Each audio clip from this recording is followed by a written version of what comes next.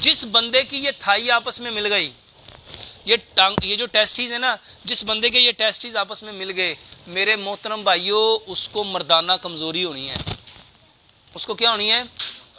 اور آج تقریباً 100 میں سے 99% کو یہی ہے۔ یہ جو اللہ تعالیٰ نے ٹیسٹیز باہر رکھے، کیوں رکھے تھے باہر؟ اس کو باہر کیوں رکھا تھا؟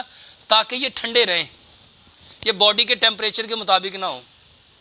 میرے محترم بھائیوں، اپنے پاؤں کھولنے تھے، جب پاؤں کھل جانے تھے تو یہ جگہ فری ہو جانی تھی۔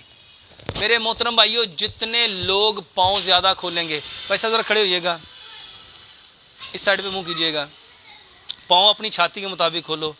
اچھا یہ جگہ لگ تو نہیں رہی؟ اچھا یہ جو چیز ہے فری ہو گئی آپ کی بھائیو۔ یہاں کوکسی ہے، ٹیل بون، یہاں پہ کیا ہے؟ ٹیل بون، یہ پشت ہے، یہ کیا ہے؟ اور میرے بھائیو، نسل کو آپ لوگ کیا کہتے ہو؟ کیا کہتے ہو؟ میرے بھائیو، اگر اپنی پشتیں مضبوط کرنا چاہتے ہو تو نماز میں قیام ایسے کرو، یہ پشت مضبوط کرتا ہے۔ یہ کیا مضبوط کرتا ہے؟ میرے محترم بھائیو، قیام نہیں ہے، اس کا مطلب ہے قائم کرنا۔ اس کا کیا مطلب ہے؟ اللہ ہماری پشتوں کو قائم کرنا چاہتا ہے، اللہ ہماری پشتوں کو، اس کے لیے اللہ تعالیٰ نے یہ طریقہ دیا تھا نماز میں اپنے پاؤں کتنے کھولنے ہیں۔ یہاں کہتے ہیں بھابھی کھول دئی، کیا کہتے ہیں؟ اچھا مجھے سچ بتاؤ، جو بندہ ایسے کھڑا ہوتا ہے نا، اس کو مردانہ کمزوری نہیں ہو سکتی۔ اور پوری دنیا میں جہاں مرضی چلے جاؤ، 2 شادیاں، 3 شادیاں، 4 شادیاں اہل حدیثوں کے علاوہ کوئی کرتا ہے؟ کرتا ہے؟ عربوں میں 40، یہ ہنسنے والی بات نہیں ہے، یہ ہنسنے والی بات نہیں ہے۔ الحمدللہ ایک وقت چ 4 ہی نے، ایک وقت چ 4 ہی نے، وہی کہہ رہا ہوں۔ اچھا میرے محترم بھائیو، یہ ہنسنے کی بات نہیں، پوری دنیا میں سب سے زیادہ جن لوگوں کی نسلیں ہیں نا، وہ عرب ہے۔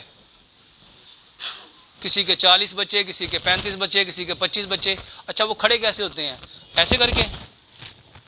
جب آپ ایسے کھڑے ہوگے نا، واللہ آپ کو ایسے ایسے روگ لگیں گے، ایسی ایسی بیماریاں لگیں گی، آپ سوچ بھی نہیں سکتے۔ آپ 1 مہینہ پریکٹس کر کے دیکھ لو۔ اچھا دیکھو، ایسے کھڑے ہو کے ایسے رکوع کرو، ذرا رکوع کرو، یہاں کتنا سکون ملا ہے۔ ذرا پیر بند کر کے رکوع کرو، اب کیا ہو رہا ہے؟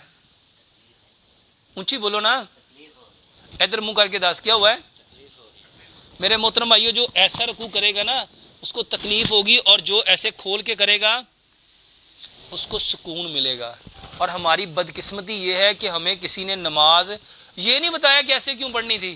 بس ساڈا ابا انج پڑھتا، اسی انج پڑھنے، ساڈے وڈے انج کرتے، اسی انج کرنے۔ پوری دنیا میں ریسرچ ہو رہی ہے کہ پاؤں کیوں کھولنے ہیں۔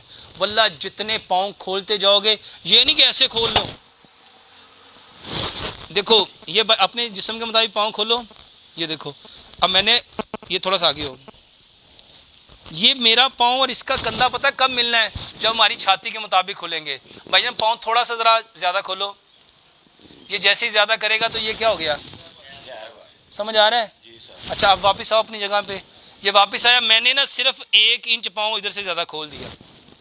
کتنا؟ 1 انچ زیادہ کھولو گے تو یہاں 1 انچ کا گیپ آ جائے گا۔ میرے محترم بھائیوں، قدم کے ساتھ قدم اور کندھے کے ساتھ کندھا ملتا ہی اس وقت ہے۔ میں نے یہ تھوڑا کم کھولا ہے، اب ملاؤ ذرا۔ میں نے یہ کم کھولا تو میں پھر بھی اس کے ساتھ مل سکتا، یہ ٹیڑھا ہو کے کھڑا ہوگا۔ نماز ہمیں ہماری الائنمنٹ، اللہ تعالیٰ اس مورے کو کیا کرنا چاہتا ہے؟